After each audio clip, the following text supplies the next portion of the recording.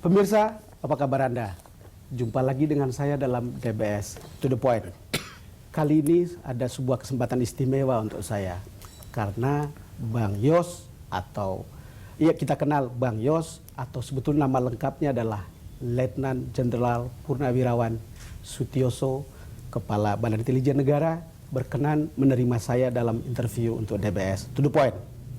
Di tengah-tengah kegaduhan politik yang Anda semua sudah tahu belakangan, saya datang ke sini karena saya teringat, atau mungkin supaya Anda diingatkan bahwa ada satu hal penting yang harus kita perhatikan, soal keamanan dan kenyamanan kita hidup bersama dalam sebuah bangsa, khususnya keamanan dari ancaman terorisme yang belakangan merebak mulai dari Paris dan katanya akan menjalar ke beberapa tempat. Tak ada satupun negara di bawah kolong langit ini yang imun dari ancaman teror. Salah satu jantung kebudayaan Eropa yaitu Paris di Prancis baru-baru ini kecolongan. ISIS yang diduga dan mengklaim sebagai pelaku teror Paris memang berbasis di Timur Tengah yaitu Irak dan Suriah. Namun gerakan yang mencita-citakan tegaknya negara Islam itu melebarkan sayap ke banyak negara termasuk Indonesia. Don't worry, kita kerja dan kita serius menangani ini. Tapi saya ingin katakan berkali-kali, tidak ada satu negara pun yang imun terhadap ini. Anda lihat kemarin Paris, selesai itu masih ada kejadian. Jadi kita harus sama-sama semua bekerja sama. Tidak bisa hanya pemerintah saja.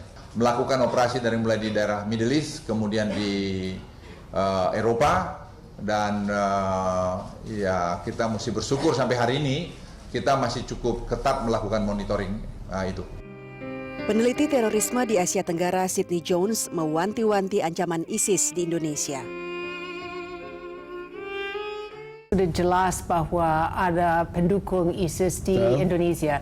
Karena kalau kita lihat kembali ke saat bahwa khilafah diumumkan pada akhir bulan Juni tanggal 1 Ramadan tahun lalu, jelas bahwa ada upacara baiat kepada ISIS di mana-mana. Ada di Jakarta, ada di Solo, ada di Penjara Nusa Kambangan, ada di Makassar, ada di Bima, ada di Riau, ada di Lampung. Di mana-mana ada upacara kecil dan kadang-kadang tidak begitu kecil yang di mana para peserta ikut mengucapkan baiat kepada ISIS.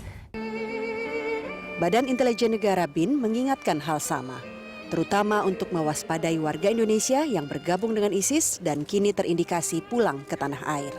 Jadi rakyat harus meningkatkan kewaspadaan, mereka juga harus partisipasi dengan kita dengan memberikan informasi yang perlu. Ya. Tapi yang paling penting kita juga akan melakukan brainwash segala macam, karena itu adalah pengertian Islam yang keliru. Bang Yos, terima kasih sudah bisa bertemu kembali dengan saya. Ini yang kedua untuk bertemu dengan Bapak. Terima kasih, aku yang terima kasih didatangi begitu.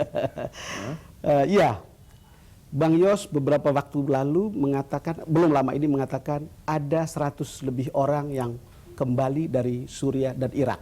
Mereka itu adalah anggota ISIS. Lalu kemudian kita merasa ada kejadian di Paris, ada teror di Paris, lalu kemudian Bang Yos mengingatkan kita harus waspada dengan ancaman terorisme ini. Apa dasarnya, Bang Yos? Ya, jadi sekarang ini ya, Bung Don Bosco ya, bahwa terorisme itu sudah saat ini jadi isu global. Ya. Pertemuan-pertemuan di dalam intelligence community, ya, seperti yang barusan saya ikuti meeting di Singapura sebagai tuan rumah, namanya EIC kan? EIC ya. Asian Intelligence Community. Jadi kita bicara juga temanya bagaimana memerangi terorisme itu bersama-sama, gitu. Kemudian kunjungan saya yang global ya, yang regional dulu ya, ya termasuk juga di Asia kan, saya ke Cina, saya ke Australia, terus ke Amerika gitu ya, karena sekaligus menyiapkan kunjungan presiden seperti itu kan. Lalu saya juga ke Timur Tengah, lalu terakhir ke Turki ya, kemarin ke Malaysia, gitu. Semuanya topiknya selalu kalau kita bicara bilateral intelijen antar negara itu selalu teroris. Bicara soal ancaman teroris. Ya. Nah, sehingga bisa kita simpulkan bahwa terorisme itu sudah menjadi ancaman global. Sekarang ini tanda petiknya ya, tentu kita lagi fokus ke ISIS ya. Itu betul. ISIS, kita fokus ke ISIS karena beberapa waktu sebelum ini Bang Yos mengatakan ada 100 lebih orang yang kembali. Yang menyerang Paris itu juga Betul. diklaim oleh ISIS kan. Jadi ISIS ini memang luar biasanya itu propagandanya amat sukses gitu. Padahal yang dia lakukan melalui dunia maya saja kan, media sosial. Mungkin ya kayak orang Indonesia yang ekonominya pas-pasan gitu ya, ditawarin gaji setiap bulan 20 juta atau dengan tunjangan macam-macam, dikasih perumahan gitu. Itu jumlah yang besar pergi orang ke sana. kita. Nah, yang pergi sana dalam catatan BIN itu ada 486 486 sampai Oktober ya. Kalau 86 ini terdiri dari dewasa 154, ya selebihnya ada perempuan dan anak-anak. Jadi sebagian yang jadi fighter sebetulnya. Ya, foreign terrorism fighter kan, jadi itu kan. Ya 154 ini. Nah, dalam catatan kita, monitoring kita 43 tewas di sana. Betul, 43 tewas sehingga lalu ada 101 yang pulang ke Indonesia. 101 ini kemudian bagaimana sampai Ya, kemudian dia nyebar kemana-mana kematian? kan, dia pulang ke rumahnya dan kita ada catatan alamatnya itu. Nah, 101 ini kan bisa saja latar belakangnya merasa ditipu di sana. Betul. Nggak pernah dapat 20 juta itu kan, dengan fasilitas-fasilitas yang lain. Bagaimana bisa sih logikanya lagi perang ditembakin tiap hari sama roketnya Bisa dibayar. negara-negara barat kok gitu bisa bayar orang itu, bagaimana logikanya kan gitu. Mungkin itu kan kembali, tetapi juga kita harus waspada, bisa aja dia memang sudah terlatih. di sana kan, tentu punya kemampuan menyerang dia kan. Bang Yos, kalau Bang Yos bicara soal mereka terlatih, kan terorisme kita pada beberapa tahun yang lalu kan memang dimulai oleh sejumlah orang yang terlatih dalam medan pertempuran. Ada di Afghanistan, juga ada di Mindanao. Kalau data Filipina kita juga ada. Filipina itu ada Abu Tolut atau Mustafa yang menjadi instruktur perang di camp Hudaybiyah Mindanao. Lalu kemudian ada nama seperti Asari, kemudian Amrozi, Nurdin M. Top, Imam Samudra yang dari Afghanistan. Apakah kekhawatiran itu landasannya ini sampai kemudian kita berpikir yang dari Suriah pun bisa seperti itu atau Irak? Jadi begini ya, ini kan masalah kepercayaannya dulu ya. Sebenarnya Islam Indonesia itu selama ini kan berabad-abad ya. Betul. Islam itu Islam yang rahmatan lil alamin, ya, Islam yang membawa kedamaian.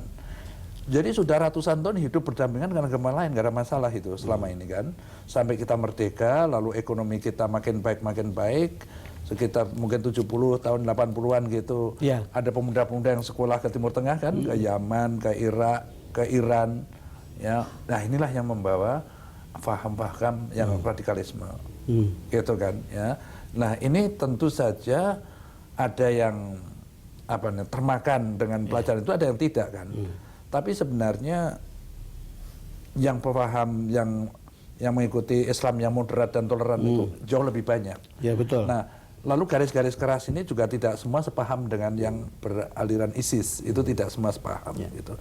Jadi bisa saya simpulkan untuk ISIS itu di sini juga tidak dominan amat sih kan gitu. Tidak dominan amat, tetapi ada juga cerita bahwa ada sejumlah mantan teroris yang juga sudah keluar dari Ya, LP. dari lapas kan. Itu semuanya 218 tersebar di berbagai lapas baik di Jawa maupun luar Jawa. Nah, tugas kami adalah tentu saja memonitor, mengawasi mereka. Namun demikian, kita tidak bisa melakukan tugas yang sangat besar dan beratnya sendiri gitu. Diperlukan partisipasi banyak pihak. Nah, karena ini kita bicara masalah kepahaman Islam. Tentu itu tidak bisa disampaikan oleh aparat intelijen, aparat kepolisian atau TNI atau pemerintah daerah. Mesti ulama yang mengatakannya. Nah, di sini peran ulama menjadi sangat penting. Termasuk gitu, rakyat lah mestinya untuk ya, orang-orang melakukan sekitar kita. brainwash bahasa intelijennya itu. Bahwa yang kamu terima dari Imam Samudra, dari siapa Amrozi, itu bukan Islam yang kita anut, gitu kan. Mereka itu kan seakan-akan kalau kita itu melakukan jihad ya demi agama Islam, ya, dalihnya itu langsung masuk surga, lalu dijemput 10 bidadari. Nah, anak-anak ini kan di pesantren-pesantren itu yang masih labil kan, umur belasan tahun masih labil. Iya, Bang Yos. Jadi saya hanya ingin mendapatkan gambaran Bang Yos soal alert yang harus kita punyai sekarang. Ya. Jadi tentu tidak kita waspada, tapi tidak boleh paranoid, bukan? Karena tapi sebagai kepala BIN alertnya itu seperti apa Bang Yos? Karena ada tadi yang kembali, ada Ya, yang jadi yang lepas. kembali dari dari Syria, yang dilepas dari lapas mantan teroris, ya terus kita bina. Oke. Nah, bagaimanapun mereka itu rakyat kita sendiri, kan? Sepanjang masih kita bina, kita kasih tahu bahwa apa yang selama ini kamu anut itu keliru. Makanya saya katakan sekali lagi, untuk melakukan ini kan nggak bisa kita, harus ulama. Itu yang kita rencanakan, ya. Namanya brainwash namanya kan, supaya dicuci otaknya lah gitu. Itu barang salah dulu itu, kamu kembalilah ke jalan yang benar, gitu kan. Tetapi kan tetap kita monitor, syukur-syukur dia mau, kalau tidak mau kan ya aparat harus bertindak kan gitu kan. Sekarang kalau dari pihak BIN atau aparat begitu, ini kan berarti memonitor mereka yang pulang bukan? Atau mereka yang sudah keluar dari penjara, monitoring itu ada? Iya ada, kita punya teknik itulah gitu, nggak usah saya terangkan secara detail. Itu rahasia intelijen itu. Itu rahasia intelijen. Bang Yos, kita jeda dulu. Pemirsa, kami akan kembali selepas jeda berikut.